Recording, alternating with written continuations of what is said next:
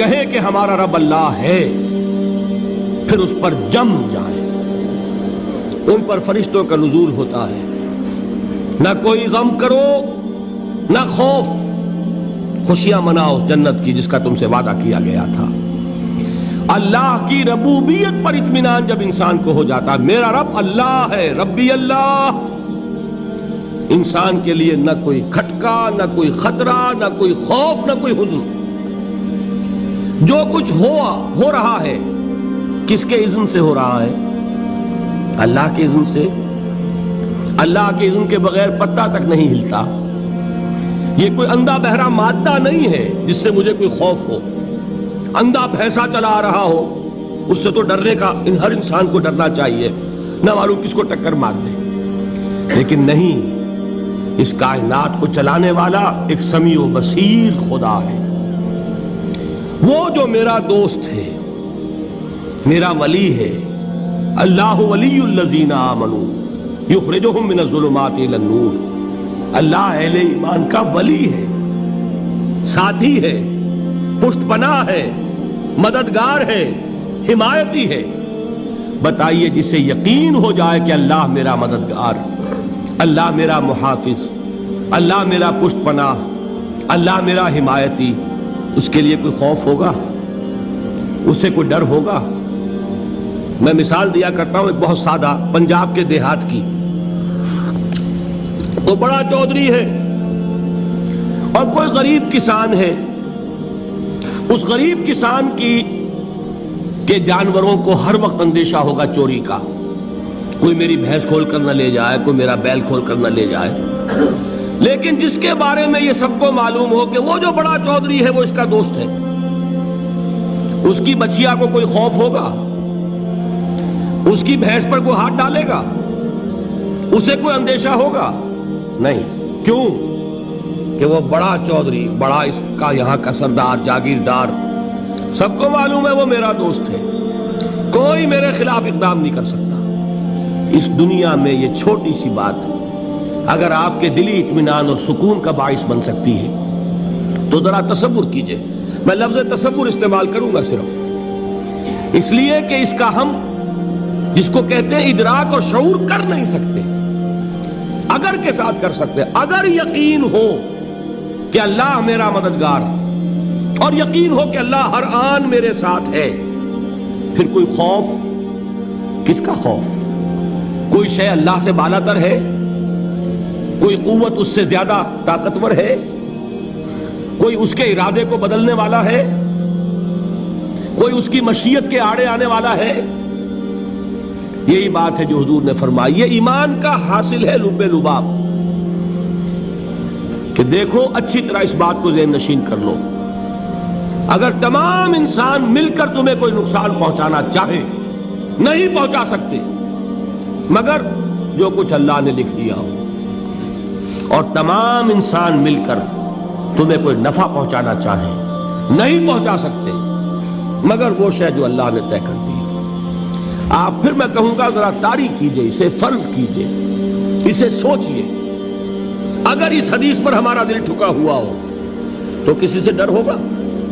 یہ مجھے نقصان نہ پہنچا دے، یہ میری رپورٹ خراب نہ کر دے، یہ میری انکریمنٹ نہ رکوا دے، یہ میرا یہ نہ بگاڑ دے، یہ میرے یہ نقصان نہ پہنچا دے۔ اس کا ڈر، اس کا ڈر، اس کا خوف، اس کی خوشامد، اس کے لیے جا کر طرح طرح سے اپنی عزت نفس کو ذلیل کروانا اس کے سامنے، یہ سب کچھ کیوں کرتا ہے انسان؟ جب سمجھتا ہے کہ اس کے ہاتھ میں میرا کوئی نفع ہے، اس کے ہاتھ میں میرے لیے کوئی ضرر ہے، یہ مجھے کوئی غضب پہنچا سکتا ہے، یہ مجھے کوئی نقصان پہنچا سکتا ہے، یہ میرا کوئی کام بنا سکتا ہے، یہ میری کوئی ضرورت پوری کر سکتا ہے، اسی کا نام شرک ہے۔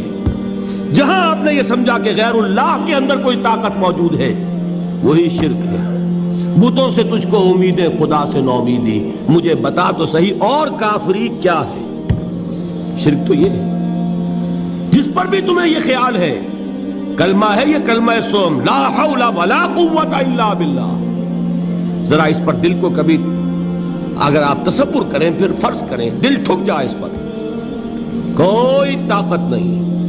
یہی بات تھی جو شیخ عبد القادر جیلانی رحمۃ اللہ علیہ نے اپنی وصیت میں اپنے بچے سے کہی.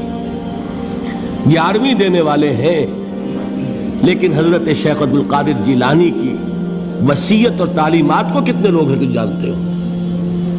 یہ جن مقامات تک پہنچے ہیں وہ کس چیز کی بدولت پہنچے ہیں؟ انہوں نے جو پیغام دیا وہ کیا تھا؟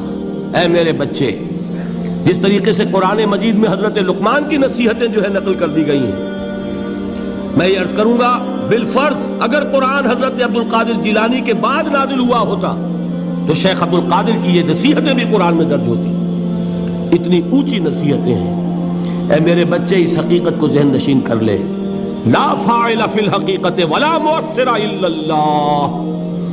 اس کائنات میں نہ کوئی فاعل حقیقی ہے نہ مؤثر حقیقی ہے سوائے اللہ کے. کسی شے میں کوئی تاثیر نہیں اگر اللہ نہ چاہے. آگ جلا نہیں سکتی اگر اللہ نہ چاہے. پانی ڈبو نہیں سکتا اگر اللہ نہ چاہے. زہر ہلاک نہیں کر سکتا اگر اللہ نہ چاہے. کوئی چیز فائدہ نہیں پہنچا سکتی اگر اللہ نہ چاہے. تو در در پہ کیوں سر جھکاتے ہو؟ در در پر کیوں جبیں سائی کرتے ہو؟ سب کے سامنے کیوں ہاتھ پھیلاتے ہو؟ ایک اللہ سے مانگو. ایک اللہ کے سامنے زمین پر اپنی جبین رکھو. لا فاعل فی الحقیقت ولا مؤثر الا اللہ. نظر آتا ہے ہمیں کہ پانی پیاس بجھا دیتا ہے. پیاس بجھانے کی صلاحیت پانی میں نہیں ہے، اللہ کے اذن سے. کھانا بھوک مٹا دیتا ہے، بھوک مٹانے کی صلاحیت کھانے میں نہیں ہے، اذن رب میں. دیکھیے یہی یقین تھا. حضرت موسیٰ علیہ السلام کا واقعہ یاد کیجئے. سامنے سمندر آ گیا ہے، قوم دیکھتی ہے پیچھے کہ گرد و غبار کا طوفان ہے. معلوم ہوا کہ فرعون اپنے لشکر سمیت آ گیا ہے. لشکر جب چلتا تھا تیز رفتاری کے ساتھ تو گرد و غبار کا جو طوفان اٹھتا تھا اس کا تصور کیجئے. اور لمحہ بلمحہ وہ قریب آ رہا ہے. پوری قوم نے کیا کہا ہے؟ اے موسیٰ انا لمدرکون. اے موسیٰ ہم کو پکڑے گئے. قرآن مجید نے تو یہاں وہ باتیں نہیں لکھی ہے، لیکن تورات میں یہ درج ہے کہ بنی اسرائیل جھگڑنے لگے، دست و گریبان ہو گئے موسیٰ کے ساتھ. موسیٰ ہمیں یہاں مروایا لا کر، اس سے تو ہم ہی بہتر تھے. وہاں کھانے کو ملتا تھا، زندگی تو تھی، بیگار ہم کر رہے تھے، موت تو نہیں تھی. اب جو کچھ ہوگا اس کا تصور کرو، جس طریقے سے ہمارے ٹکڑے اڑائے جائیں گے. تو لڑ رہے ہیں حضرت موسیٰ علیہ السلام سے. یہ تورات کی تفصیل ہے. قرآن میں صرف اتنا آیا ہے، پریشان ہو کر انہوں نے کہا انا لمدرکون. موسیٰ ہم تو پکڑے گئے. اس وقت موسیٰ کا جواب کیا ہے؟ کلا ان معی ربی سیہدین. نہیں، میرے ساتھ میرا رب ہے، وہ راستہ دے گا. بتائیے کہاں راستہ نظر آ رہا ہے؟ یہ ہے ایمان بالغیب. راستہ نظر نہ آئے تب اللہ پر یقین ایمان ہے. جیب میں پیسے ہوں اور تب دل کو اطمینان ہے تو ایمان کس پر ہوا؟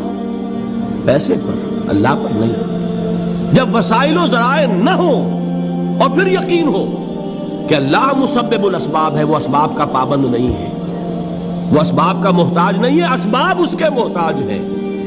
اگر یہ یقین ہے تو اللہ پر ایمان ہے. یہ نہیں ہے تو تمہارا ایمان اسباب پر ہے، وسائل پر ہے، ذرائع پر ہے، مادیات پر ہے، اللہ پر نہیں. اس وقت کہاں راستہ تھا؟ کوئی راستہ تھا؟ سمندر ہے اور ادھر سے لشکر آ گیا ہے. کلا ان معی ربی سیہدین. اب دیکھیے ایمان کہہ دینا آسان ہے، ہوا معکم اینما کنتم. جہاں کہیں بھی تم ہوتے ہو اللہ تمہارے ساتھ ہوتا ہے. لیکن اس کا یقین قائم ہو جائے تو زمین و آسمان کا فرق واقع ہو